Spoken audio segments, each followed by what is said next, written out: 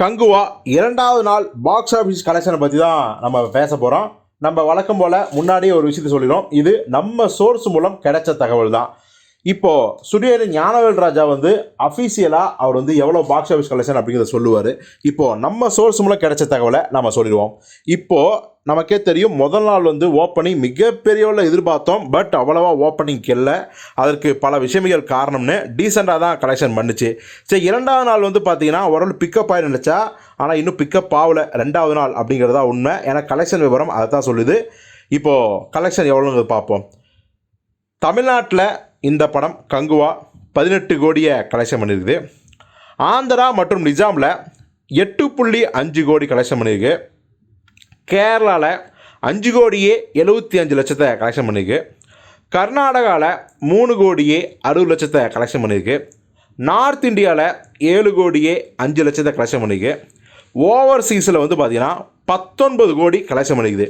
ஓவராலாக டோட்டலாக world wide cross எவ்வளோ அப்படின்னா 62 கோடியே 35 லட்சம். அதாவது இது நம்ம சொல்கிற நமக்கு கிடைச்ச சோர்ஸ் மூலம் வந்த டீட்டெயில்ஸ் தான், பாக்ஸ் ஆஃபீஸ் டீட்டெயில்ஸ். அதாவது சனிக்கிழமை ஞாயிற்றுக்கிழமை இந்த 2 நாள் ரொம்ப ரொம்ப முக்கியமான நாள். ஸோ அதில் பெருசாக இந்த படம் கலெக்ஷன் பண்ணும் அப்படின்னு நம்ம உறுதியாக நம்புவோம். ஏன்னா அதுக்கான வாய்ப்பு இருக்குது.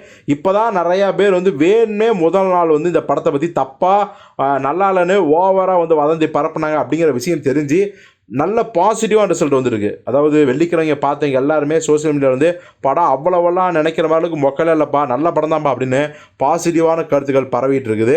இன்னொரு பக்கம் பார்த்திங்கன்னா அமரன் படமும் நல்லா ஓடிட்டுருக்குது. ஸோ சனி ஞாயிறு 2 நாள் நல்லா பிக்கப் ஆகி நல்ல கலெக்ஷனை கொண்டு வரணும். ஸோ அமரன் ஒரு பக்கம் இப்போவும் பார்த்தீங்கன்னா ஸ்டாண்டர்டாக போயிட்டுருக்கு. அதுதான் மிகப்பெரிய டஃப்பாக இருக்குது.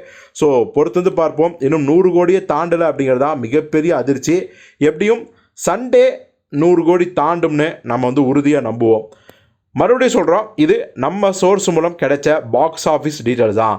அஃபீஷியலாக நம்ம ஞானவேல் ராஜா என்ன அறிவிக்க போகிறார் அப்படிங்கிறத நம்ம பொறுத்திருந்து பார்ப்போம்.